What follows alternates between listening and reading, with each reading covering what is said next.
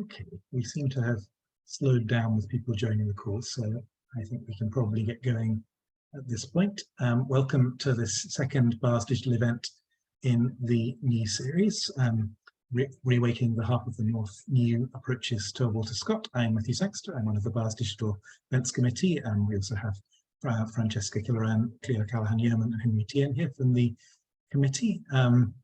We will be, I'll pass over in a moment, just a couple of quick notices. Our next digital event is Burns Night, so we will be doing that the week after Burns Night because all of the Burnsians are busy doing in-person Burns Nights at that point. So that event is in the first week of February. We also have an event on visual arts, an event on pandemic and teaching in Asia as part of the rest of the series.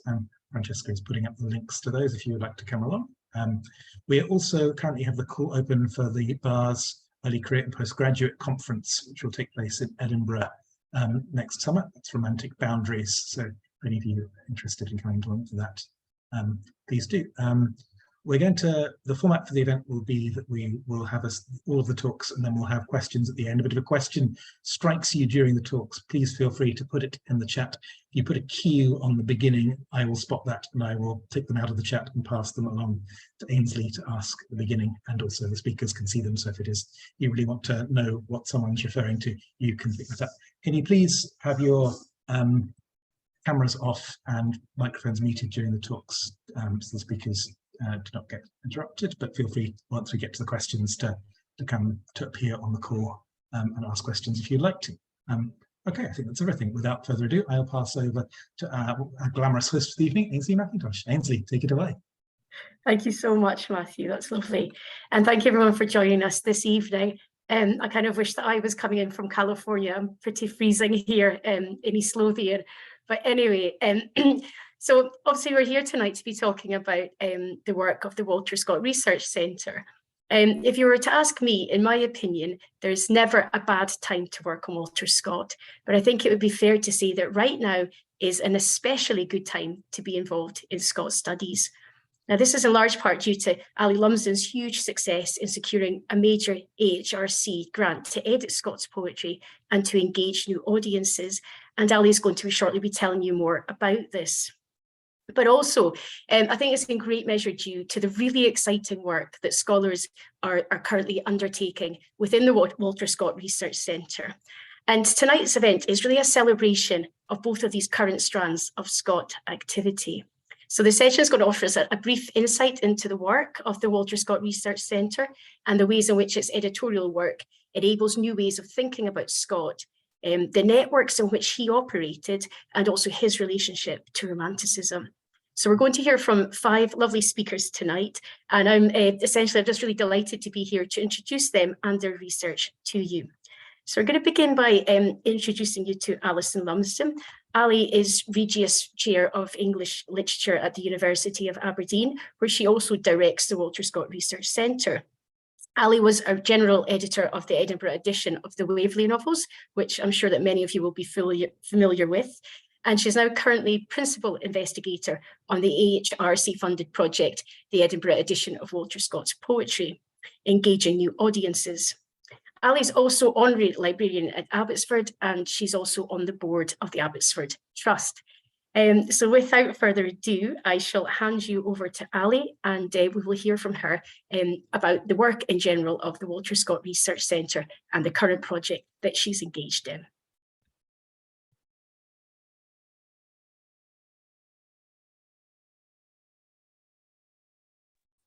Thank you, Ainsley. I'm just going to share a few slides, but I should say I'm not going to say too much for today because I've spoken about the poetry edition before to a Bars audience, and so I'm really going to try and leave time for my colleagues in the Walter Scott Research Centre today. But as I think most of you know, the Walter Scott Research Centre was established in the 1990s to support the editorial work of the Edinburgh edition of the Waverley novels, which I hope most people have encountered in some shape or form. So the Edinburgh edition of the Waverley novels, of course, was led by Professor David Hewitt, and it was published by Edinburgh University Press. And I think it's fair to say that this was a fairly significant intervention to Scots studies. It was published in 30 volumes and completed in 2012. And it really was one of the biggest editorial projects of its day. Although I was involved with it, I think it is fair to say that it was quite transformative in our understanding of Scot, and also in terms of textual editing, perhaps too. So I just wanted to say that what we've done since then. So since the edition was begun, and indeed while it was taking place, the work and it was taking place, the Scots Centre has done other things. So although the Centre is primarily editorial based in its focus and project based in its focus, there may be a few things you don't know so much about. For example, during the past 20 years, Aberdeen acquired in the early part of the century the Bernard C. Lloyd collection of Scot materials. And for those of you who may not know, Bernard Lloyd was a really keen collector of books and a Scot enthusiast. And he set out to collect every edition of Scot, anything that Scot had written, edited or contributed to in his lifetime. So every edition of Waverley, every edition of The Lady of the Lake, etc. And he more or less achieved that. And as you'll understand, that's a huge help in our editorial work, because it means we have this amazing resource here at Aberdeen, but obviously available for others to use too. But Bernard was such an enthusiast that he went on to collect lots of other things connected to Scot. So lots of criticism, which we now have in this collection. But I think one of the most exciting aspects of the collection is adaptations of Scot, things derived from Scot. So I've put a few of them on screen for you to see. So you can see we have plays, playbills, children's versions, chart books, classic comics. So this is a fantastic resource that I think is relevant for people who are interested in Scot, but also people who are interested in the afterlives of authors and history of the book. So, you know, if anybody wants to come to Aberdeen, we'd be very welcome. You'd be very welcome. We'd be delighted to see you here. We've also grown on our connections with Abbotsford and now have really strong connections with the Abbotsford Trust and with the Faculty of Advocates Abbotsford Collection Trust. So, you know, that's been a really positive development. Abbotsford has become a professional modern heritage site now, with lots of amazing things going on there. Anybody who hasn't been recently should try and visit, and that provides opportunities for us too. And we also developed a MOOC, a free online course with FutureLearn. We developed this with Abbotsford, with Kirsty Archer-Thompson, and brought together the expertise at Abbotsford and at the Scots Centre to have this free online course. And this has been a really exciting venture for us. We've had nearly 7,000 learners from about 118 countries now taking this MOOC, and who've all become quite passionate about Scot. And I was doing a public event in the northeast of Scotland last night, and at the end somebody came up to me and said, oh, I did the MOOC. And actually nearly every time I go and speak about Scot now, somebody comes up and says that. So it's wonderful to be reaching those new audiences and inspiring them to engage with Scot in all sorts of ways. In 2021, we also, for part of our Scot 250 celebrations, launched an online exhibition. Like many exhibitions round about this time, we had envisaged it as a physical exhibition, but of course, COVID put paid to that. But actually, ultimately, I think that's quite good, because it would be long gone if it had been a physical exhibition, but we have it now, you know, that anybody can continue to look at it as long as the platform supports it. So this exhibition was on maybe something that people are less well aware of, Scot's connection to song. Of course, everybody knows that Scot collected ballads, but perhaps people are less aware of the fact that he wrote songs for Thomson, set to music by Beethoven and Schubert, etc.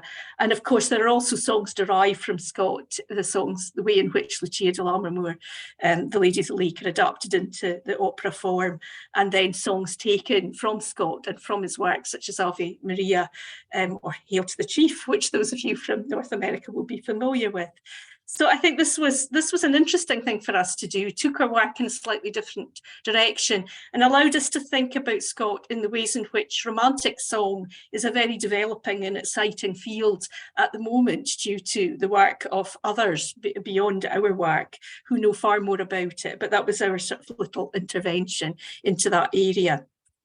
And we also, again in collaboration with Abbotsford, have an online exhibition on Scott's chapbook and popular print collection, which again is still available online if anybody wants to look at it. So this was part of a Royal Society of Edinburgh project that was to look at the chapbooks and popular print pamphlets and tracts at Abbotsford. So we had a networking grant to do that and brought lots of people working in very diverse areas together to consider this wonderful collection. There are around 3,000 items of chapbook popular print material at Abbotsford, and we really felt this needed to be investigated because in some ways this puts a different slant on Scott too. It brings him more into the popular domain and the ways in which Romanticism intersects with popular culture. And so we're very excited to explore this. And both of our exhibitions really are part of what I would say is our ongoing work alongside our editorial work to retune or reawaken Scott's creative work and interest in Scott more generally. And of course, those phrases are taken from the opening of The Lady of the Lake to help facilitate new critical approaches and to reassess Scott's place both in Scottish literature and Romantic period writing, including his relationship with other writers of the period. However, our main activity at the moment is, again, building on our editorial work, which is the edition of Scott's poetry that Ainsley mentioned, a sister edition to the Edinburgh edition of the Waverley novels, the Edinburgh edition of Walter Scott's poetry. And this is going to be published in 10 volumes. 2 volumes have been published so far, Marmion, edited by Ainsley, and the shorter poems edited by Peter Garside and Gillian Hughes. So they're published. David Hewitt's Poems from the Waverley novels and other works is scheduled for next year. And then the Lady of the Lake, etc., coming out over the next few years. And one of the exciting things that has happened recently, of course, is that the fragment of the manuscript of The Lay of the Last Minstrel has returned to Abbotsford, thanks to the wonderful saving of the Hondersville collection for the nation. I'm not going to go into all the details of our editorial policy here because I have spoken about them elsewhere. And I think there's a BARS, one of those 5 questions events, if anybody wants to check that out. But I think there are a couple of things that I'd like to highlight because they're relevant for what you're going to hear afterwards. So what we were interested in is how the process of editing Scott's poetry was going to be different from editing Scott's novels. So our editorial policy has taken quite a long time to develop. But the policy was developed collaboratively with Ainsley, who undertook an investigation into what a scholarly edition of Marmion would look like for our Carnegie-funded PhD project, which was supervised by David and myself. And that, of course, is the basis of the edition that's now published. And then we were on to have a Carnegie and British Academy funded project to examine other of the texts to see if what Ainsley had discovered about Marmion held true for those other long narrative poems. And that was undertaken by Ainsley, myself, David, and Gillian Hughes and Peter Garside, where we looked to see if we could apply this more generally. And on the whole, that has been the case. So we then had an editorial policy to work with and to get on and start to edit the poems. And there are just 3 key things that I wanted to just say about that. So the first of these is just to remember that while Scott's poems were published anonymously, his poems were normally published under his own name. And this leads to a very different set of circumstances, what we've called a socialised model of creativity. Now, there's been a lot of interesting, really excellent work on romantic sociability with studies such as Russell and Hewitt suggesting that we should move away from the idea of the lone romantic scholar, which I think we have moved away from, particularly the lone male romantic scholar, to a recognition that creativity is a far more social event taking place in context and dialogues. And it's really exciting to go back to Scott's poetry after editing his novels and find that this is the case with Scott's poetry. So Scott's showing his work to friends while he's writing it. After it's been published, he's engaging with what people are saying about it. So there's an ongoing dialogue where Scott is actually responding to other people's ideas and sometimes taking them on board. The second point really is that as a result of this, Scott continues to be actively and creatively involved with his poems beyond their initial publication. And that leads to texts which evolve in the early editions, which actually is quite a challenge in terms of editorial policy, because then you have printed texts which are both being engaged with by Scott, refined in some kind of way, but also, of course, deteriorating in the way that a text inevitably does deteriorate as it moves through editions. So that's a particular challenge for us that we've tried to build into our editorial policy. And I think the last thing I just want to draw attention to are Scott's notes to the poems, because as most of you know, Scott's notes to the novels are added for the magnum opus edition. So they're largely added belatedly, to borrow Jeanette's terms, whereas the notes to the poems are original. They're there right from the outset, but their status has been obfuscated in later editions, and in most modern editions actually disappear completely. And that's something that we very much wanted to investigate and foreground, put those notes back where Scott wanted them to be.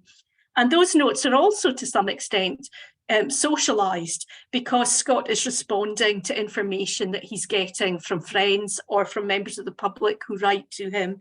He's also, even at the point when he's writing the poems, asking friends to go and locate information for him, including his wife Charlotte. He's saying, you know, go and copy this out from this book for me. So actually, even looking at the manuscripts of the poems with the notes in them, you can see that a collective social endeavour. So all those factors led into and fed into our editorial policy, but I hope they also help to encourage us to think about Scott in different ways and to situate him with new ways in the Romantic period.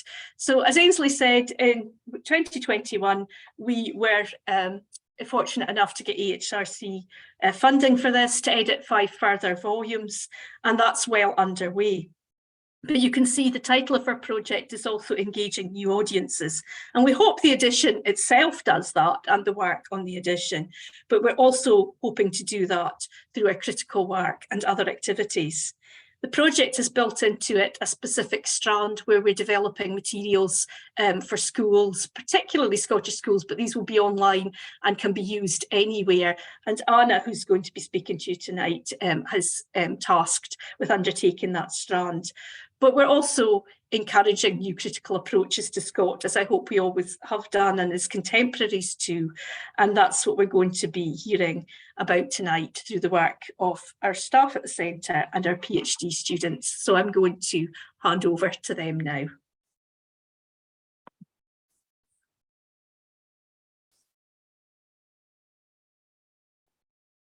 So I think...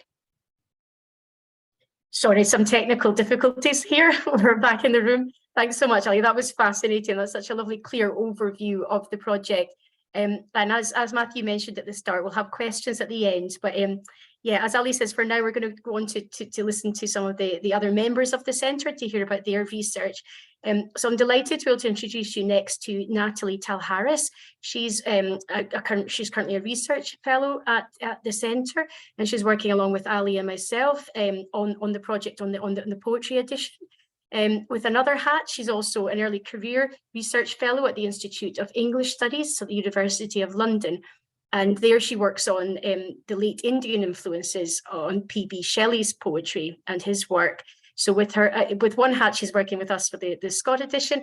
Her other research interest is primarily focused on the esoteric reading and supernatural scholarship of certain Romantic poets.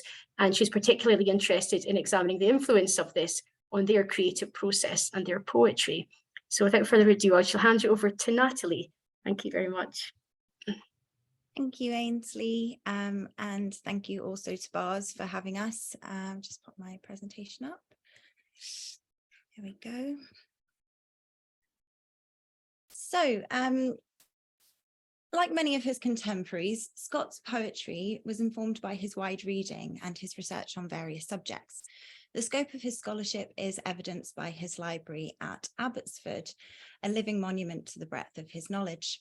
The collection contains over 11,000 titles on a myriad of subjects and gives us an insight into his varied interests. Some of the categories in the Abbotsford Library catalogue include history books, domestic and abroad, literature in English, French, German, Italian, Spanish and Danish, poetry of all sorts, including Old English, modern and Scottish verse and song, novels, drama, periodicals and chapbooks, theology, philosophy, politics and law, memoirs and letters, maps and travels, heraldry and chivalric romance, and unusual or esoteric texts on magic, alchemy, witchcraft and demonology.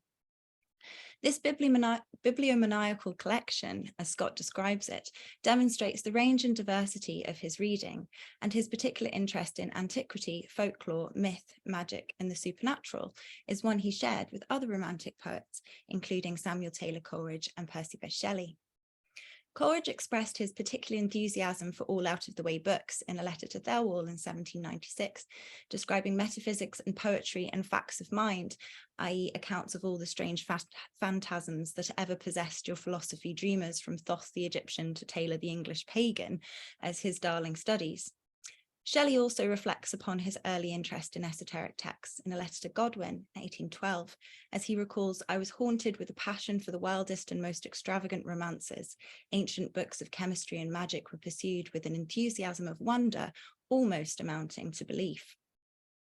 Like Scott, Coleridge and Shelley pursued this interest as avid researchers, not just enthusiastic readers, and they all produced scholarship as well as poetry as a result of their abstruse research, to borrow a phrase from Coleridge. Scott's long narrative poems include extensive notes, as Ali was just discussing, and they serve as an essential accompaniment to the text.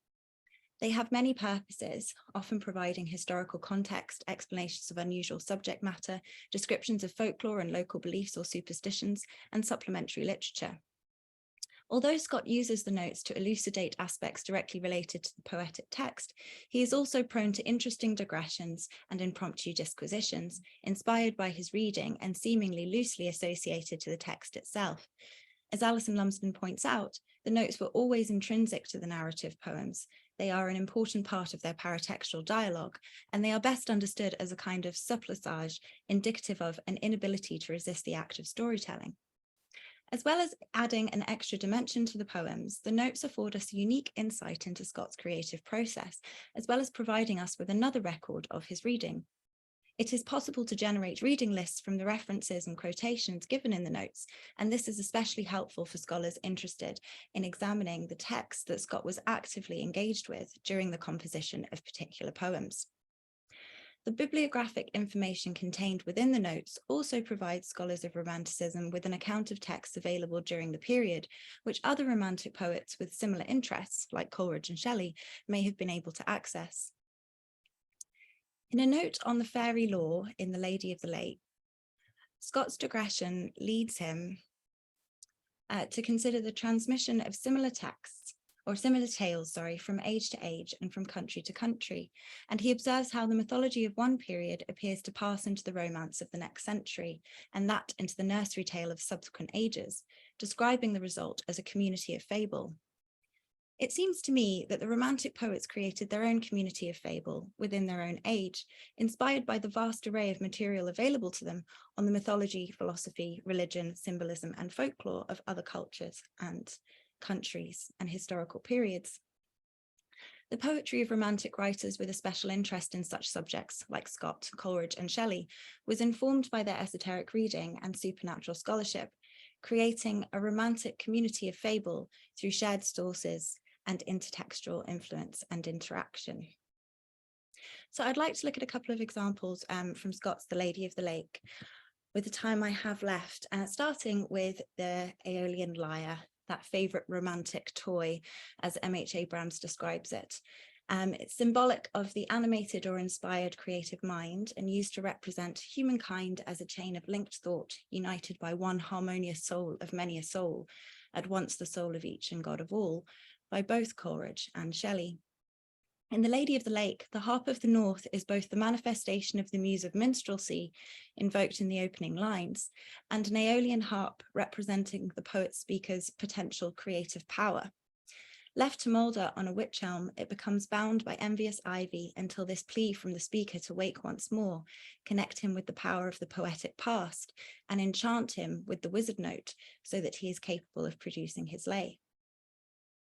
In a letter to Lady Louise Stuart, Scott reflects on the process of poetic composition and remarks upon his understanding that in dismissing all the other deities of paganism, the muse should have been retained by common consent, for in sober reality, writing good verses seems to depend upon something separate from the volition of the author, and I sometimes think my fingers set up for themselves independent of my head.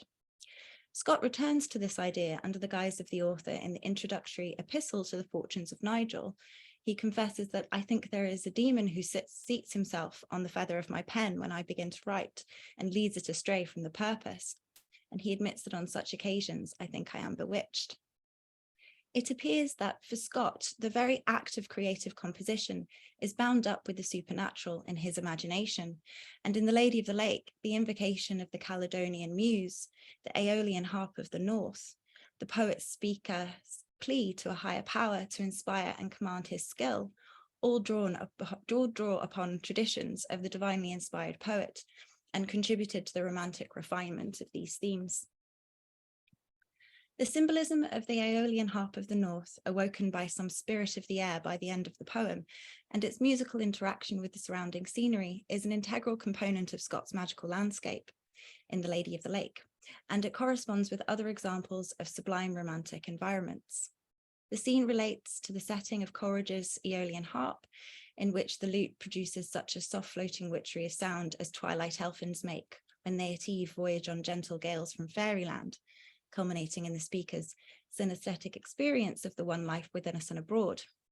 It also corresponds with Shelley's paradisical utopias, like the destined cave in Prometheus Unbound and its surrounding forest, imbued with the deep music of the rolling world, kindling within the strings of the waved air, Aeolian modulations. And the isle twixt heaven, air, earth, and sea in Epipsychidion, where every motion, odour, beam, and tone with that deep music is in unison, which is a soul within the soul. Scott incorporates supernatural features, luxurious descriptions, and mythical allusions to evoke the sense of a magical realm. Loch Katrine appears as one burnished sheet of living gold by the light of the setting sun, with mountains that like giants stand to sentinel enchanted land. And this lake's romantic strand is explicitly identified as fairyland. Later in the poem, Scott presents us with a landscape where intermingled fragrances of eglantine, hawthorn, and hazel embalm the air. The contrasting visual and emblematic associations of flowers are simultaneously juxtaposed and unified, and the strata of various trees, characterized with human feelings as they quake, weep, stand firm, or hang shattered, build to a sublime pinnacle where white peaks glanced and the wanderer's eye could barely view the summer heaven's delicious blue. As the speaker concludes, so wondrous wild the whole might seem, the scenery of a fairy dream, and this supernatural transformation of the landscape is accomplished in part by the synthesis of strange sensory perceptions, symbolism, and superstition. Scott, Coleridge, and Shelley all use similar techniques in their creation of otherworldly environments, but each has a distinct poetic purpose. Shelley's utopian visions represent social, political, and philosophical freedom, and often exist beyond the painted veil of material reality.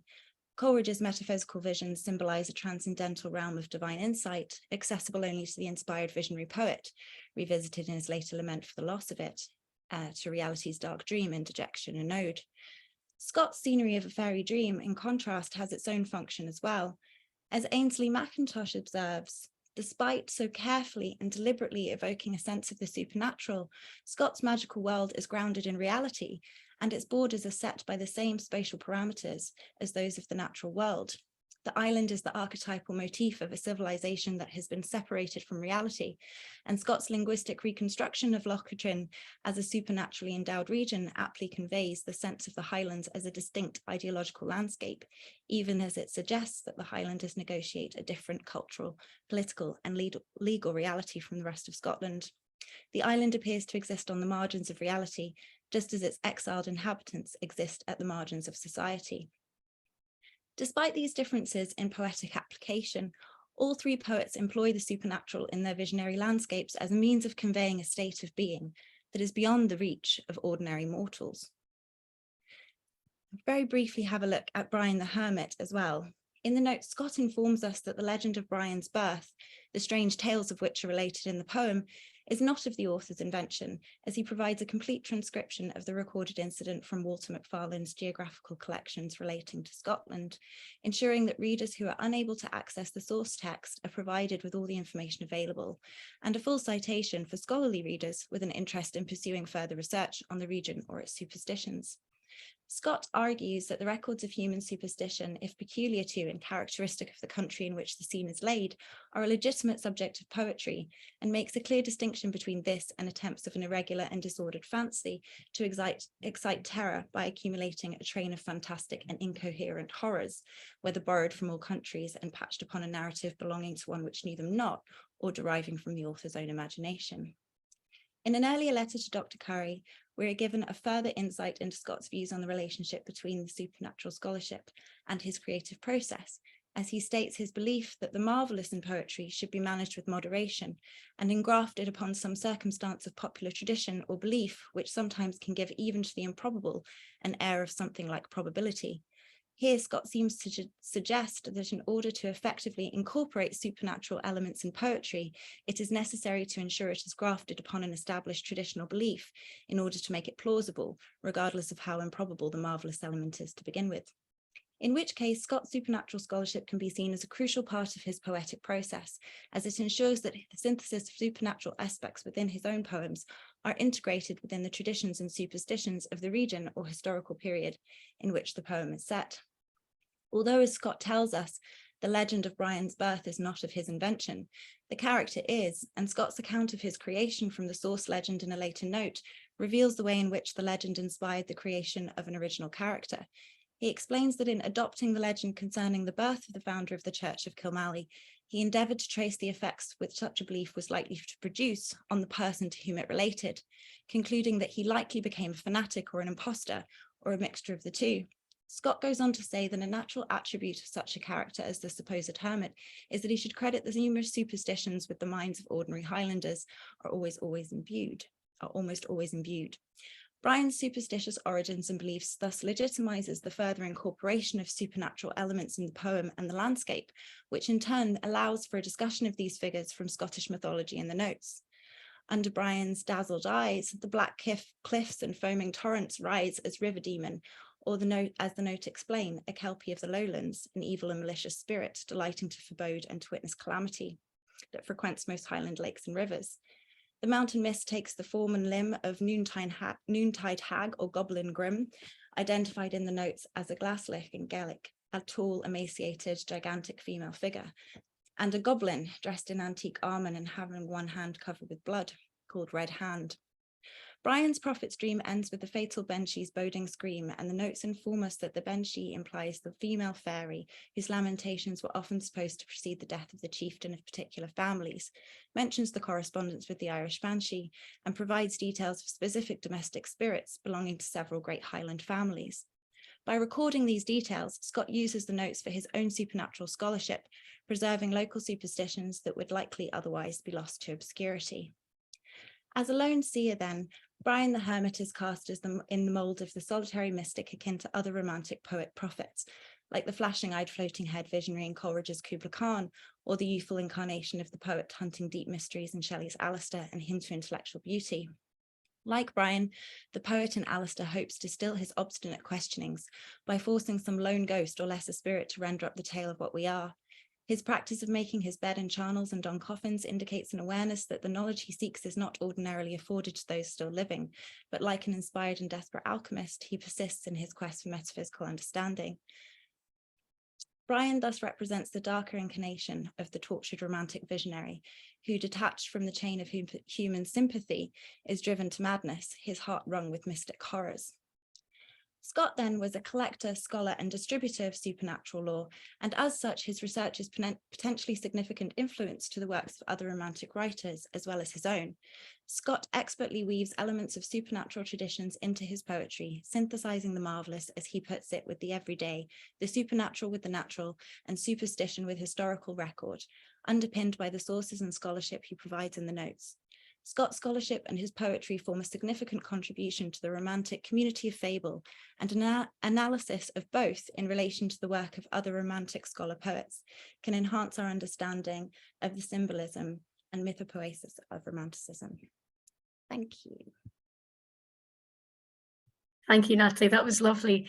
I really liked your idea of a community of fables, and some lovely images as well there in your presentation. So I'm sure people will have lots of questions for you at the end. So thank you for that. But for now, we're going to move on to our next speaker. And you're going to hear next from Nadia Faconti-Christodoulou. Nadia's a third-year PhD candidate in English at Aberdeen. She also has an M.Lit in English Literary Studies from the University of Aberdeen. And prior to that, she gained her BA in English from the University of London. Nadia's doctoral thesis focuses on the representation of law and citizenship in selected works by James Hogg and Walter Scott. And tonight you'll be hearing a little bit more about that from her in her presentation. Hi, thank you so much, Ainsley. I'll just share my presentation now, hopefully. There we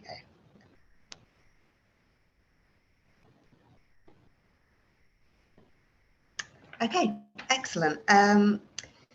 So yes, as Ainsley just outlined in her introduction for me, my research focuses on James Hogg and Walter Scott's treatment of issues related to law and citizenship in their novels. I will begin today by offering a wider overview of my research very briefly, before focusing on more specifically Scott's depiction of the marginalization experienced by the Romani community in his novel Guy Mannering, and then further exploring what political questions he is interrogating through the inclusion of these characters and the way he chooses to portray them. So in my thesis, I argue that through their work as writers, both Hogg and Scott examine various factions of civil issues relevant to the Romantic period through the use of historical fiction in particular. By transposing such concerns onto various periods of history, both writers are able to explore the philosophical questions at the core of such issues, rather than being tied to the specifics of political discourses of the early 19th century, which were particularly concerned with the outcomes of the French Revolution, the American Revolutionary War, the Napoleonic Wars, etc. The basis for this paper is taken from the fourth chapter of my thesis, which focuses on the consequences of displacement and marginalization. If marginalized communities are only afforded a sort of partial citizenship, which sees their rights minimized, what consequences could this hold for society at large, and what political failures facilitate such inequities? So to address this question, I will today focus on Scott's representation of the Romani community, and in particular, the character of Meg Merrilies in the 1815 novel Guy Mannering. Set between the 1760s and the 1780s in southwest Scotland, Guy Mannering, or the astrologer, concerns the fate of Harry Bertram, the heir to Ellangowan, who, having been kidnapped at the age of 5 and smuggled to Holland, unwittingly returns to his birthplace as an adult, unaware of his real name and true social status. Whilst much of the central plot concerns Bertram's recovery of his own identity and thus his ability to claim his rightful inheritance as the son of the Laird of Ellangowan, the novel is also concerned with the Romani community who live on their lands and the oppression they experience due to their cultural heritage and lack of political protections. Early in the novel, the Romani, who live on the lands owned by Godfrey Bertram, Harry's father, are introduced as having something of a symbiotic relationship with the owners of the land they inhabit. As described by Scott, quote, "They had there erected a few huts which they denominated their city of refuge, and where they harboured unmolested." Scott describes the Romani offering goods and services to the owners of the land they inhabit in exchange for their settlement near Ellangowan to remaining uncontested. This locally realised social contract is upheld for more than 200 years before Godfrey Bertram, who initially considers the Romani to be, quote, "exceeding good friends," end quote, is manipulated into disrupting this mutually beneficial relationship. Scott portrays Godfrey's betrayal of the Romani as one motivated by personal political ambition. Scott describes how, as a new government is introduced in London, Godfrey is confronted by political opponents about his arrangement with the Romani, where they accuse Godfrey of fostering a, quote, tribe of the greatest rogues in the country and permitted them to harbour within a mile of the house of Ellengowan. To this there was no reply, for the fact was too evident and well known. The laird digested the taunt as best he could, and in his way home amused himself with speculations on the easiest method of ridding himself of these vagrants, who brought a stain upon his fair fame as a magistrate. From here, Godfrey imposes restrictions against the Romani. This results in increasingly violent exchanges between the Romani and Godfrey's household, thus disrupting the long-held peace held between these two groups and undermining the aforementioned prosperity this peace afforded them. The devolution of the social contract ultimately culminates in Godfrey expelling them both from his land entirely, a fate which even by the novel's end, the community never recovers from. So through this series of events and this particular characterization of the Romani, Scott dismantles persistent and derogatory stereotypes which surrounded the Romani during the 19th century, and also highlights how these tropes are used to oppress them. As outlined by Colin Clark, during the 19th century, the Romani had the, quote, useful function of showing the settled majority who they were not. That is, following historical assumptions of development, the civilized were sedentarist, independent, and respectable, unlike the barbarians who were nomadic, parasitic, and delinquent.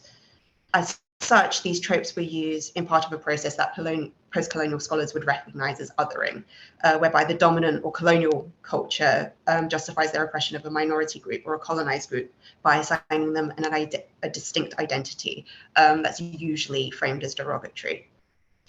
The Romani community in Guy Mannering explicitly undermines such characterizations as outlined Scott here. For example, while Scott acknowledges that some Romani communities are nomadic, the specific community he portrays in the novel have a distant history of nomadism and have instead long settled in a single area seeking to contribute to the community there. Rather, they are forced into a life of displacement through oppressive policies enforced upon them by Godfrey.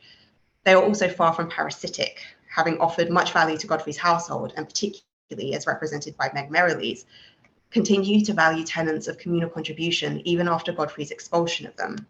Meg, the most prominent figure amongst the Romani in Guy Mannering, continues to support and care for Harry Bertram, even after his father's mistreatment of her community.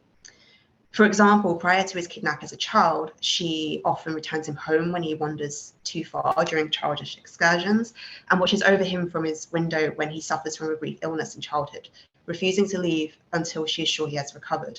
Moreover, later in the novel, as Harry returns to Scotland as an adult, Meg proves to be instrumental in him reclaiming his identity as Laird of Ellengowan and thus ultimately enabling him to claim his inheritance. To describe her as parasitic as such would not only be unjust, but frankly farcical, given Scott's framing.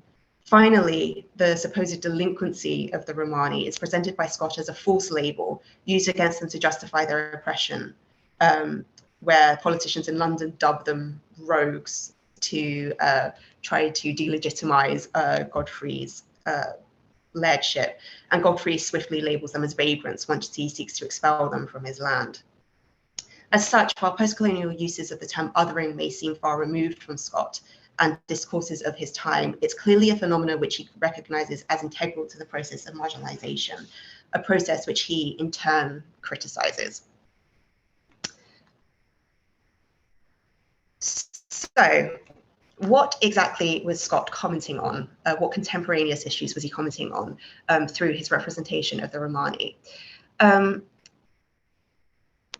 Much of recent scholarship regarding Guy Mannering has recognized that Scott is addressing the Highland clearances through his depiction of the displacement of the Romani in this novel. For example, Deborah Nord really draws attention to this. And this is often recognized as a denunciation of campaigns of displacement in general. And the Highland clearances saw landowners forcefully expel entire communities from the Highlands for the sake of reattributing the land they lived on for more profitable agricultural means. The parallels between Godfrey's destabilizing an entire community in order to preserve his status in politics and landowners in the Highlands doing much the same for the sake of economic gain are particularly stark. Moreover, Scott's sympathetic portrayal of the Romani is also recognised as an interrogation of national identity, complicating any parameters placed on cultural identities within Britain, as migration and the colonial project of empire inherently results in cultural cohabitation. As argued by Andrew Lincoln, Guy Mannering offers a focus on a humanitarian sympathy for the displaced, but also on the difficulties of maintaining absolute cultural distinctions in a world where peoples of different origin come together. Similarly, Paul Arendt, who is also associated with the Walter Scott Research Centre, asserts that, quote, Scott presents his Romani characters as positive forces who help to safeguard the future of Scottish protagonists, thus revealing a transnational sensibility that emphasises the role of minority and underrepresented groups in national narratives. As such, there is critical precedent which argues that Scott's depiction of displaced and marginalised communities are not only sympathetic, but also a distinct challenge to political philosophies which would try to place strict parameters on and distinctions between cohabitating cultures, presenting such an ethos as both illogical and impractical. As such, Scott destabilises the justifications used in campaigns of marginalisation and forced displacement. My research seeks to build on this scholarship that asserts that Scott is addressing the Highland clearances through his depiction of the Romani, and that also argues that Scott's understanding of cultural and national identity allows for like a duality and a hybridity in his reading of identity. I argue that by transposing commentary regarding the clearances onto the relevant experiences of the Romani, and by imbuing his work with an exploratory and transnational understanding of identity, Scott is able to widen the scope of his interrogation of displacement beyond the specific experiences of one cultural or minority group, and beyond the causes and consequences of one specific historical example of displacement. Rather, he is able to draw attention to the civil inequities which allow campaigns of mass displacement to be enacted and to reoccur across different minority groups and time periods. In his depiction of Godfrey's expulsion of the Romani from his lands, Scott highlights the lack of meaningful political protections the Romani, and by extension tenants in general, have, and the lack of governmental or judiciary bodies they have to appeal to. Despite a long-held relationship to the land they inhabit, and notably positive contributions they make to their local community, the Romani are expelled from their homes on the whim of their landlord. The ease with which Godfrey uproots an entire community emphasises the extent to which corrupt landowners are able to enact sweeping and destructive change, with no checks and balances in place to either prevent this from happening or to ensure that such actions are not undertaken without reasonable justification and due consideration first. As such, Scott draws attention to the alarming consequences of the absence of mechanisms, of political mechanisms, or which could deal with this misbalance of power. The novel ends with Harry recovering his identity and inheritance, and Scott implies that he will be a much more competent leader than his father. However, this does not translate to an equally optimistic ending for the Romani characters. Instead, Meg, as she aids Harry in confronting the Dutch smuggler who initially kidnapped him as a child, is mortally wounded. Moreover, the other Romani characters do not rebuild their city of refuge, but instead disperse yet further. The ultimate expulsion of these characters, alongside the prosperity of Harry Bertram, would, in uncharitable readings, suggest that Scott still imposes limits to, or somewhat undermines, his own arguments for cross-cultural cohabitation. However, when the oppression of minority groups is recognised in his work as a symptom of wider political corruptions, whereby figures of authority exploit more vulnerable communities for personal gain, the tragic fates of the Romani and Guy Mannering do not endorse such a hierarchy, but instead asserts that the failed political mechanisms which initially disenfranchised them have not been corrected, and thus their persecution will inevitably continue. As no nationwide renegotiation of what powers and responsibilities a laird have been undertaken, the system is just as vulnerable to any corrupt actors who should go on to inherit the title elsewhere or in the future. The forced eviction of Romani and Highland communities would persist during Scott's lifetime, where, much like Meg and her kin and Guy Mannering, historical associations with the land they inhabit offer them little protection against the personal interests of their landlord. Overall, in his sympathetic portrayal of the Romani, Scott not only criticises campaigns of marginalisation and displacement, but also highlights the civic mechanisms and which facilitate such injustices, and thus implies that systemic issues need to be addressed in order to prevent such tragedies from occurring again. Thank you. Thank you so much for that, Nadia. Again, that was really fascinating. And I think, you know, and the kind of those ideas that you were flagging up, you know, things about othering and, you know, mass displacement and marginalization. I mean, all those things suggest very much how Scott's work speaks very much to the moment that we're living in as much as to the time that he was living in. And I'm sure people will have lots of questions to ask you about that. So that was fascinating. Thank you so much for that. That was wonderful. So we're going to move on to our penultimate speaker for this evening, and that is Anna Fancett. Anna finished her PhD in 2015 at the University of Aberdeen too. Since then, she's travelled widely. She's taught in Saudi Arabia, in Oman, in Japan, and also in China. But she's back in Aberdeen now, and she's currently a research assistant at the Walter Scott Research Centre there. As well as that, she works as an associate lecturer at the Open University and also as a staff tutor at the University of Warwick. Anna's published 2 articles on maternal ideology and writing in Scott's work. She's also had an article published on Chinese translations of Scott, and in fact she won the Jack Medal in 2020 for that particular article. Currently, she's just completed and has a chapter coming out on Walter Scott and predicting the future, which is also can't wait to read that one as well. But today, however, Anna's going to be drawing on her own experience as a professional storyteller, and she's going to be talking about Walter Scott and the oral tradition. Thank you, Anna.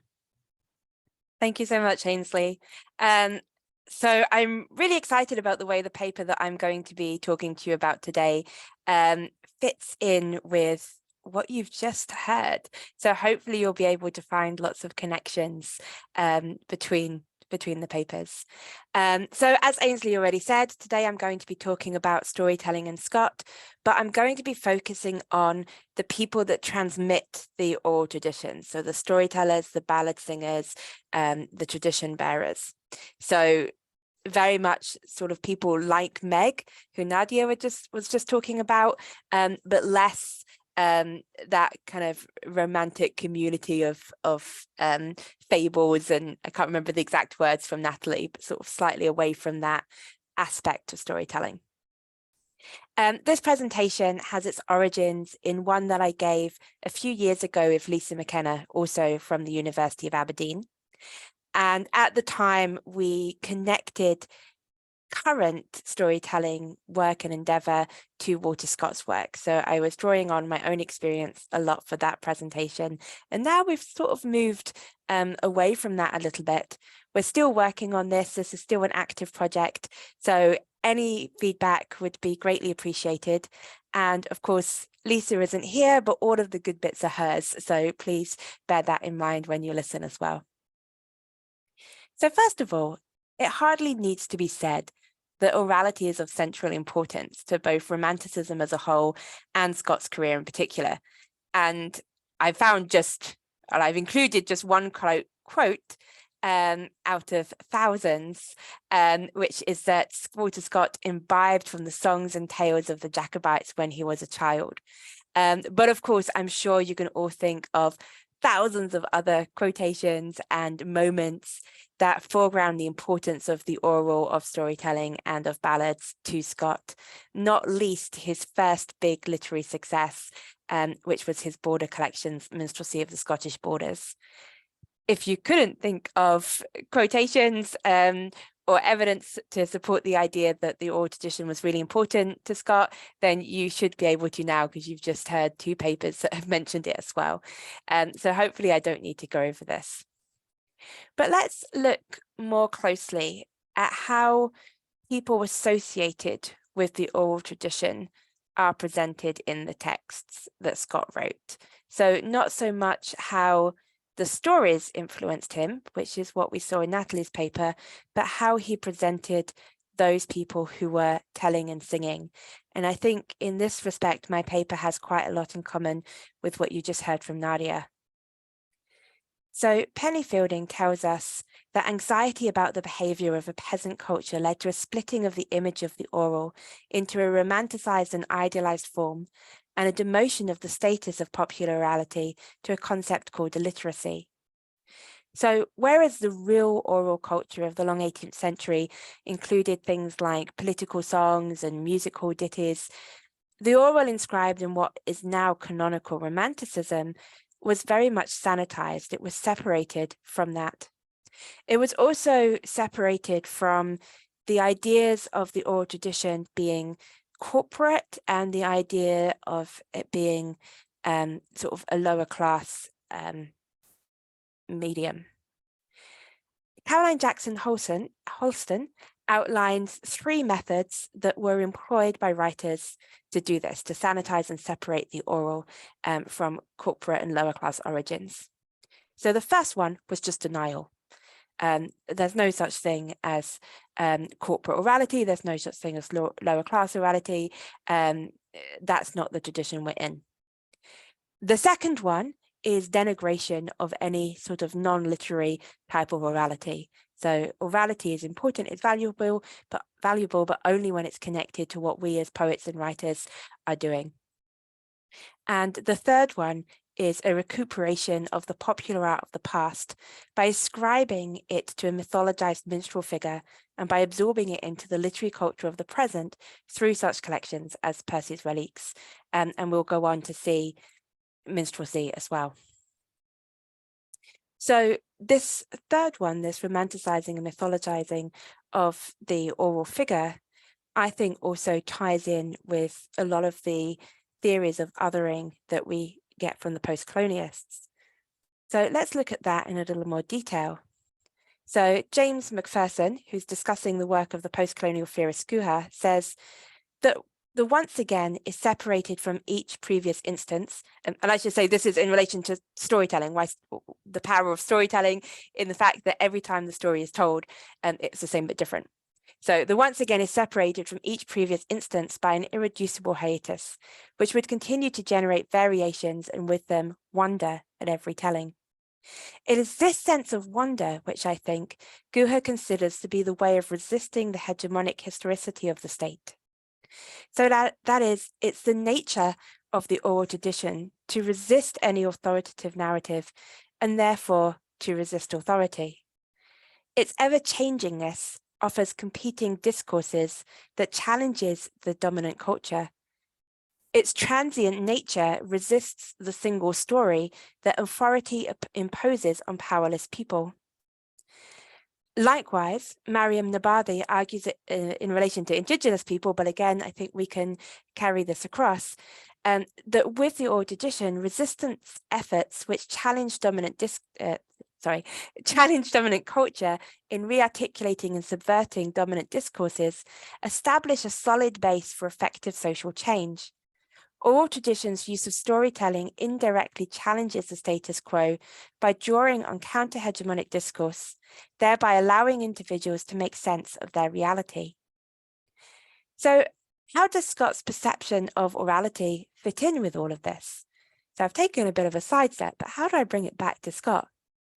Does he take part in the 3 methods of sanitizing the oral that Jackson Holston discussed? Well, in some ways, yes. And Valentina Bold sees Scott as a type of colonizer, observing and recording the stories and songs of a people who, although they share a nationality with him, are actually from a very different culture. So she demonstrates his role as an outsider looking in, putting his objectives and his opinions on what really isn't his to take and use. So if we accept this, then we are led to see Scott as part of the hegemony, not part of the anti-hegemonic oral culture that I've just outlined. So I've just discussed the power that the oral has, but perhaps Scott is sort of on the other side of the balance. But the crux of the argument that Lisa and I are making is that Scott is actually doing both. He uses the oral to shore up the expected and dominant parts of his culture, but he also invests in all of the complex and anti-hegemonic power that I've just outlined. And he does this through the presentation of the characters who tell stories and sing songs, and also in the way that his narrator introduces them. So let's start off with Scott as a sanitizer of the oral. So in the Minstrelsy, Scott says, "The reader must not expect to find in the border ballads refined sentiment and far less elegant expression, although the style of such composition has, in modern hands, been found highly susceptible of both. But passages might be pointed out in which the rude minstrel has melted a natural pathos or risen into rude energy." And he employs a similar romanticizing to his presentation of the oral tradition, transmitters in his introduction to Outmate Old Maitland, for example. "It is only known to a few old people upon the sequestered banks of the Ettrick, and is published, as written down, from the recitation of the mother of Mr. James Hogg, who sings, or rather chants it, with great animation. She learned the ballad from a blind man who died at the advanced age of 90, and is said to have been possessed of much traditionary knowledge." So Scott's portrayal of the oral transmitters in this example others them in multiple ways, establishing the power as belonging to the narrator who stands outside of the oral tradition, looking in and making comments. So firstly, the oral transmitters are an exclusive group. The song is only known to a few old people in a sequestered area. So this is not the popular orality of the coffee house or the music hall. It's not the popular orality that could lead to social unrest or could lead to the resistance of the state. It's an orality that belongs to a small and decreasing group. Secondly, it is an orality that is uncorrupted by writing. Margaret recites the ballad, she doesn't write it, and in a famous anecdote, she's said to have complained that her ballads were written down. Thirdly, it is recited with passion, and perhaps her enthusiasm reminds us of Wordsworth's comments on the importance of powerful feelings for inspiration, but we are distanced from that passion. Fourthly, it comes from people with perceived physical imperfections. The singing is actually only chanted, it's not actually sung, and the source is blind. Regardless of whether or not this account of the ballad's source is true, it, to paraphrase Jackson Hodgson, mythologizes the transmitters of orality and thus removes their autonomy. The speaker, as Bold has argued, stands outside of the tradition he is using, and he, the narrator, the speaker, has all of the power, and the members of the oral tradition are objects, not subjects, in their discourse. But this isn't the whole story. The situation gets murkier as we move into Scott's poetry and prose.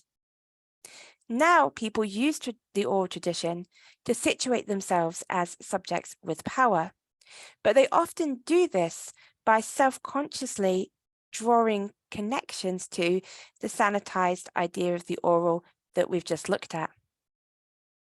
One example of this is Marmion's Lady Heron. She is an intelligent, disruptive and autonomous woman who sings a song that is often read as unproblematic and simple.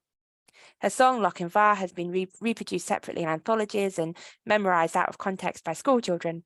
And in my role in the Walter Scott Centre, I'm definitely continuing that tradition of using the poem out of context to appeal to children. But when reproduced remotely, it seems to enact the concept of oral tales as really simple and adventurous. It's fun, not much is happening. But Lady Heron's song, however, is a very self-conscious performance. From the moment she stands, she is aware of the persona she wishes to present and the effect that she is likely to have on her audience. Scott underlines her playful artifice as well as her so-called innocence. She could not, she would not, she durst not play. A length upon the harp with glee mingled with arch simplicity, a soft yet lively air she rung, while thus the wily lady sung. As the event unfolds, Lady Heron engages with discourses of female performance and oral tradition. She pretends that she is unwilling to perform, both because of perceptions of female modesty and to represent herself as a natural, simple transmitter of the oral tradition. However, her words are belied by the jaunty repetition within could not, would not, does not, followed by the exclamation mark, which allows the reader to hear the playfulness in her apparently self-deprecating words. Likewise, her self-conscious engagement with apparently innocent orality, as expressed through the words simplicity and soft, are undermined by her glee at performing, and the adjectives arch and wily used to describe her. Lisa and I look at Lady Heron in more depth, and we also look at a few other places where characters use the oral tradition in a way that calls attention to the apparent simplicity of it, but by doing so, actually make it more complicated, giving it more power to resist what is going on and to challenge those who are often presented as passive listeners. The final example we look at is the most extreme. We end up by looking at Aegilastus in Count Robert of Paris. He is a politician who plays the role of a storyteller for no other means other to waylay Robert and his wife for his own nefarious ends. So I have a lot more to say about this, but my time is up and we really want to hear Kate talking about Scott's friends. So I will come to a close now, but I hope that even in this short time, I have demonstrated that Scott plays with his own role as a literary outsider of the oral tradition and introduces characters that manipulate people's perceptions of them and the stories and songs they recount. By hiding yet allowing the oral's power of resistance, Scott provides us with narratives that unsettle themselves and open themselves up to further discussion and inquiry. So thank you very much, and I will hand back to Ainsley so that we can listen to Kate. Thank you, Anna. That's great. And that was really interesting, the way that you picked up on ideas that Nadia had kind of introduced about Scott and othering, and then how you applied them slightly differently. And I'm always really excited when people talk about Marmion. So thank you for bringing Marmion into your discussion there. But yeah, as exactly as Anna has said, we're going to move on to our final speaker for this evening. And I'm delighted to introduce you to Kate Ferrier. Kate's currently in the first year of a PhD. It's a SAGSA-funded PhD that's split between the University of Aberdeen and the University of Edinburgh. And she's working to recover and examine the private writings of the Scottish novelist Susan Ferrier. Kate's also interested more generally in the fields of Scottish Romanticism, in women's life writing, and in digital humanities. And alongside her research, she's an enthusiastic member of the Walter Scott and Friends Research Centre, and she's also currently contributing to the digital venture Elizabeth Montague Correspondence Online. So without further ado, I shall pass you over to Kate.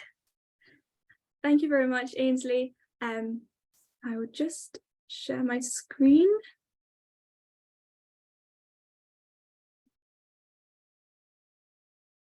So hopefully you can all see that. As Ainsley just noted, I'm in the first year of my PhD at the University of Aberdeen, and my work focuses on the life and writings of the early 19th century Scottish novelist Susan Ferrier, who was, of course, the intimate family friend of Walter Scott, hence why I get to be part of the Walter Scott's Research Centre here in Aberdeen and work alongside such fantastic and very eloquent people. So tonight I'm going to speak to you a little bit about my PhD, which is, as Ainsley said, funded by SAGSA, and which is titled An Archival Recovery and Examination of the Private Writings of Susan Ferrier. And while I'll try to give you a broad overview, I really want to focus on some of the ways it is shedding light, in particular on Ferrier's literary sociability, something which, as hopefully you've picked up on, ties in very closely with the Centre's current work as they uncover and examine the role of sociability in Scott's creative practices, particularly in the writing of his poetry. As a little bit of background context then, Ferrier was born in 1782 and she died in 1854. She published 3 novels anonymously, so Marriage in 1818, then The Inheritance in 1824, and then Destiny or the Chief's Daughter in 1831. And all 3 were successful in her own lifetime, sharply observed, spirited, and extremely funny. These books follow the lives of heroines as they step into adulthood, exploring aspects such as womanhood, marriage, money, class, friendship, storytelling, and national identity. While Ferrier's published works have received some limited, it has to be said, critical attention over the centuries, however, very little scholarly attention has been paid so far to her rich literary networks. Ferrier has been plagued by the pervasive remark that she led a very uneventful life, but to continue to dismiss her life as simply boring is to continue to dismiss the strength and significance of her many literary encounters. Now, it must be said that critics have acknowledged that Ferrier's novels were not written in a vacuum. Her family moved within early 19th century Edinburgh's fascinating intellectual circles, and to make a passing comment on her friendships with the likes of Walter Scott or her joint literary scheming with the 5th Duke of Argyll's granddaughter, Charlotte Clavering, is quite commonplace.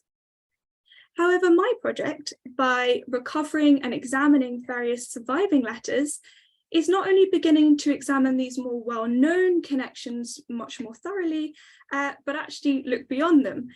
And what I'm finding is that Ferrier was actually part of a much wider, evolving, and extremely influential creative community.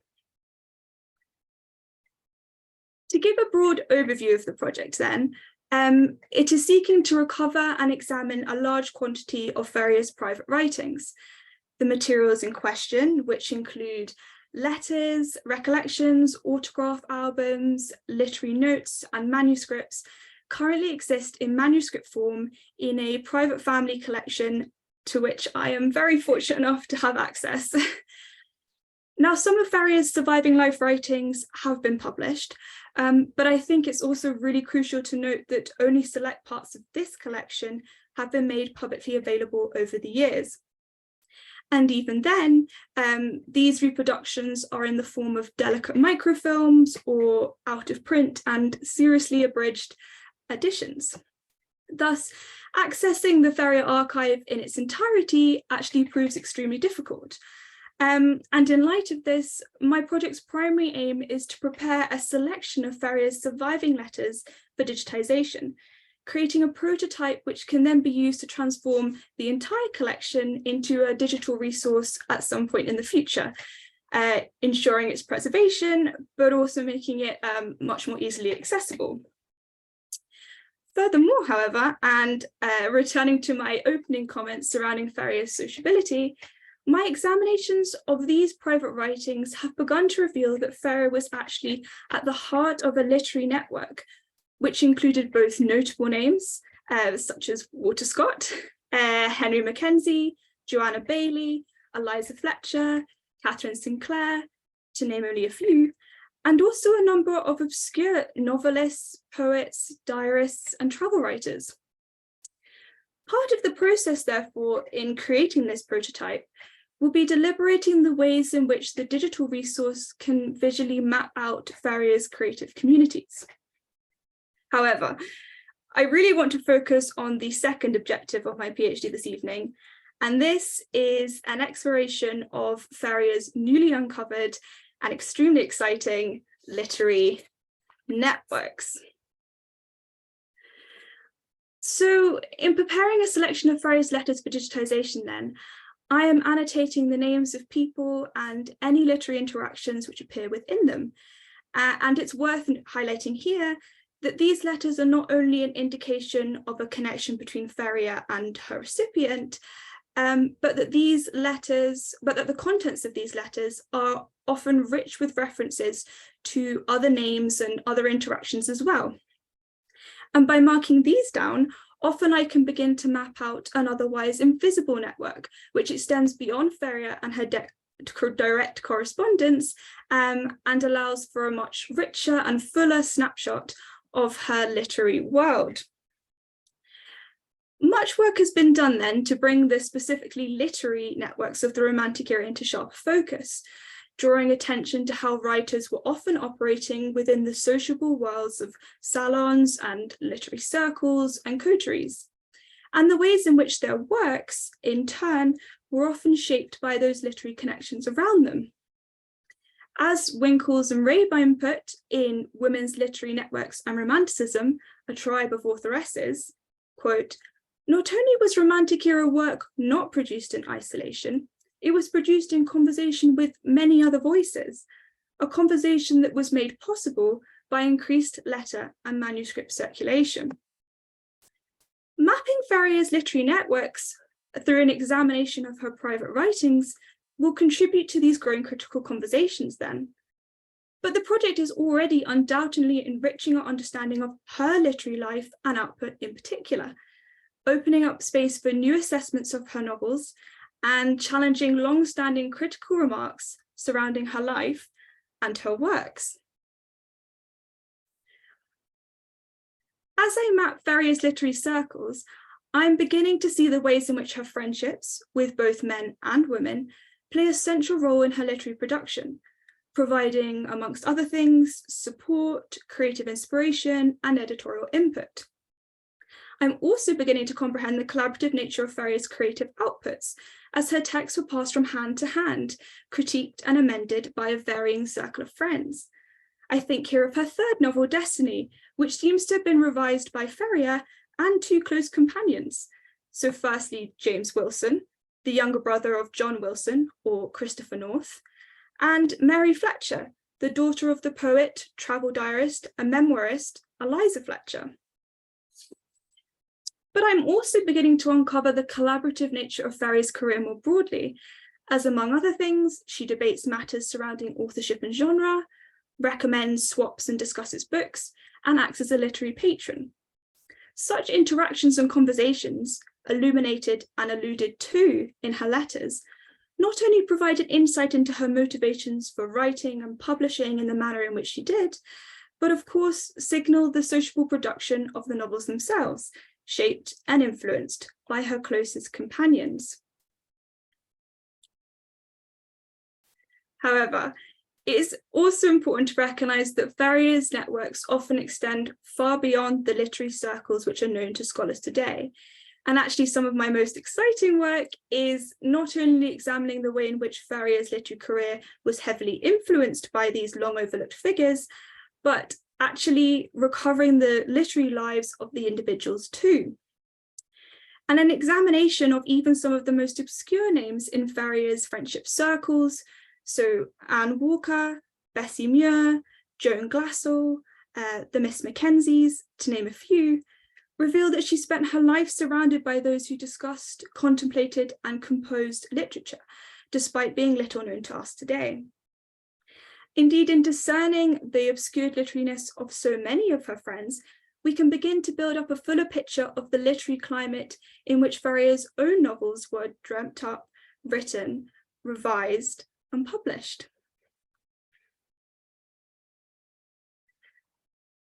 But uncovering the complex nature of Ferrier's literary networks has also begun to highlight just how many of her significant interactions rely on a culture of manuscript circulation.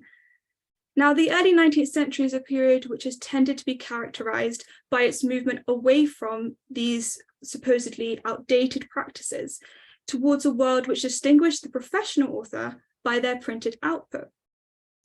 However, critics such as Michelle Levy and Pam Perkins have highlighted and studied just how Romantic era authors were creating and consuming literary texts which were never, initially at least, destined to be published, only to be circulated in manuscript form. For Ferrier, focusing on these alternative forms of authorship offers a richer view of her literary career, providing a much needed insight into the quantity of writing she produced socially, so only circulating in manuscript form, alongside her 3 published novels, much of which branches out into other forms of literary practice, such as poetry and even non-fiction. In similar ways, Ferrier's private writings also reveal the number of literary materials she received in manuscript form from other people, and which she critiqued and added to. I think here particularly of Ferrier's comment in a letter to Clavering, in which she identifies that Clavering was engaged at the time in 2 collaborative novel writing ventures, one with the fairly well-known Romantic author Lady Charlotte Campbell, later Bury, and the other with an obscure novelist addressed here as Miss Adair. Surviving letters, and some further investigations also suggest that Ferrier too became involved in the production and publication of these two novels in the early 1810s, offering an insight into the type of literary material she was engaging with during the period in which her first work, Marriage, began to take shape.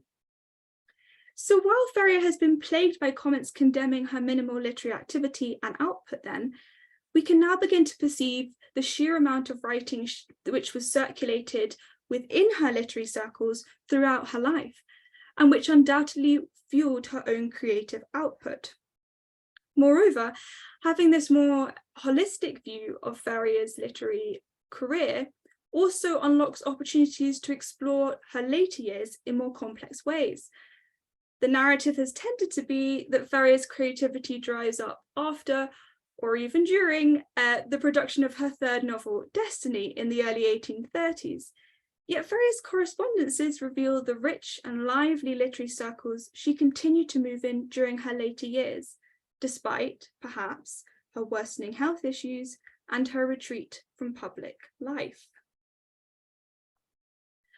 So returning to my opening remarks on Ferrier's supposedly uneventful life then, I really hope I've encouraged you to see how recovering Ferrier's private writings will ultimately help to challenge such long-standing views. On the surface, perhaps, Ferrier may not have led the most exciting life. She may not have travelled widely or fully embraced the stardom of authorship. She may have suffered from bad health and preferred what many might have perceived as the quiet life. But the strength and significance of her literary networks cannot be ignored, forged in those seemingly quiet moments over games of whist or on long walks in the countryside, and absolutely integral as they were to her literary career. And these are networks which remain visible to us 200 years on in her surviving private writings, providing a richer view of Ferrier's life and literary networks, and enhancing our understanding of the lives and activities of Scottish Romantic authors like Walter Scott more broadly. Thank you. Thank you, Kate. That was wonderful. And I'm sure that I speak for all of us when I say I wish we had more time, because we could have listened to you for so much longer. Your project's so fascinating, and it's so important. What you're doing is so important, and also just so tantalizing to see these images of these manuscripts that you haven't seen. I desperately wanted to go back and look at them in much closer detail. So that was fascinating. Thank you so much for that. And it's lovely just to highlight the sociability, I think, as well. And that takes us, as you say, back to Walter Scott, but also back to us in the centre, because sociability, I think, is at the heart of what we do. And the friendships that we share with one another in the centre, it plays such a big part in the kind of joy that we feel in working with one another. So thank you so much. We have about 5 minutes left for questions, but before I open up to everyone else in the audience, can we just put our little clappy hands together for our 5 wonderful speakers, because they were all fantastic. Thank you so much, ladies. Thank you. I'll do little clappy hands here. Brilliant. Great. So I know that people will have lots of questions they will want to ask you. So please, if you're in the audience and you have questions, can you please feel free to type in the chat or raise your hand. Let us know if you would like to ask any of our speakers a question.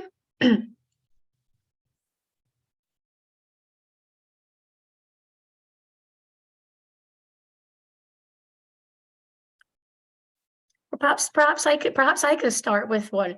Natalie, to go back to your paper at the very start, I mean, that was so fascinating when you were mentioning how Scots own supernatural scholarship. It might have been influential to other writers as well. And I was just wondering, are there any particular texts that you were thinking were especially significant in this regard? Thank you, Ainsley. Yeah, well, apart from obviously the notes to the poems themselves and the things that crop up in the poetry, I think two really important ones that spring to mind is the essay that Scott wrote in collaboration with John Leyden on the fairy superstition, which was published in the second volume of Minstrelsy as a preface to The Tale of Tamlin. And it's really a detailed, extensive kind of study of different supernatural lore on fairies. So I think that's really important, and that obviously would have reached quite a wide audience. And then later on, there's also Robert Kirk's discussion of his Commonwealth of Elves and Fairies, which Scott got published, but it was a very small run, and he decided sort of who this interesting text would be distributed to. But later it was taken up and it was published again, and it became quite influential to writers even beyond the Romantic period. So that's another one I think that springs to mind. So yeah, lots of really interesting supernatural scholarship. Yeah, brilliant. That's such an interesting topic to be working on as well. But so many things I want to speak to you later about that as well, Natalie. Thanks for that. Thank you. Brilliant. Anybody else for any questions?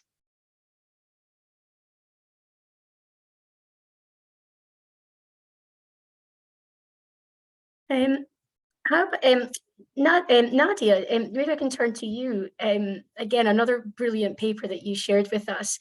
Can you maybe tell us what kind of insights you think you've gained by comparing Hogg and Scott's treatment of the same civic issues? And how do you feel about the way that relationship between them is treated in contemporary scholarship?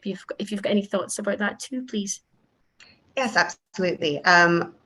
One of the things I sort of noticed across scholarship when Hogg and Scott are compared is that they're often sort of placed in oppositional positions, essentially. That sometimes Scott is sort of unfairly placed as like a member of the establishment, inarguably conservative, and then Hogg would be placed as sort of like a revolutionary figure. And what I found is that often in their works, when dealing with various political issues, whether that's monarchy or policing of dissent or anything, is that they often make much the same argument. It's just that they stylistically, they're very different writers. So Hogg tends to be more farcical, plays with structure a lot more, and so by comparison, Scott's sort of commentary can come across as quite subtle.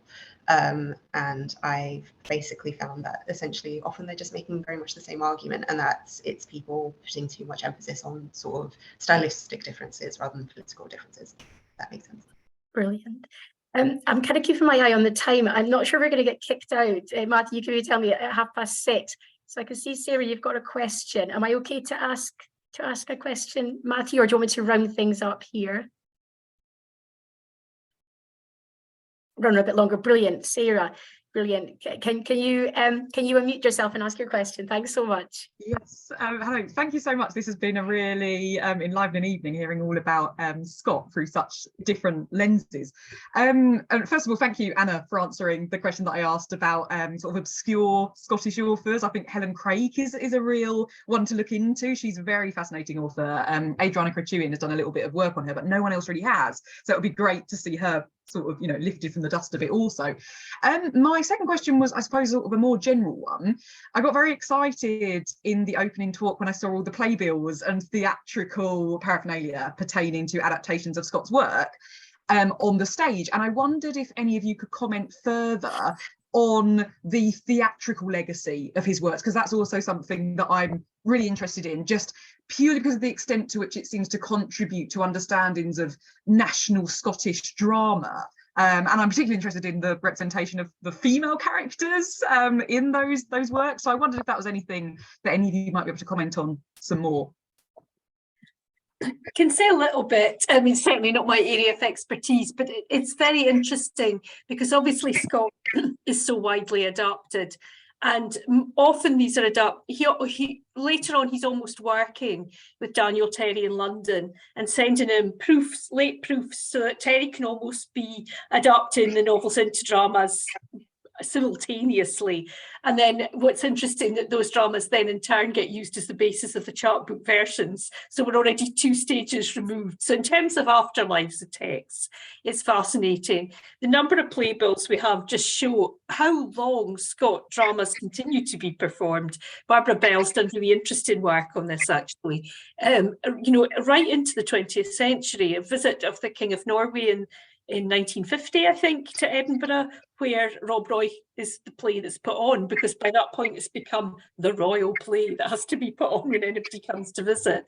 So it's really interesting. And for ages I was kind of bemused by this, because I don't know about theatre, you know, why everybody bursts into song in the dramas, but of course that's because of the licensing laws. So it's a fascinating area to explore, and the treatment of women is an interesting one, because Scott is very aware.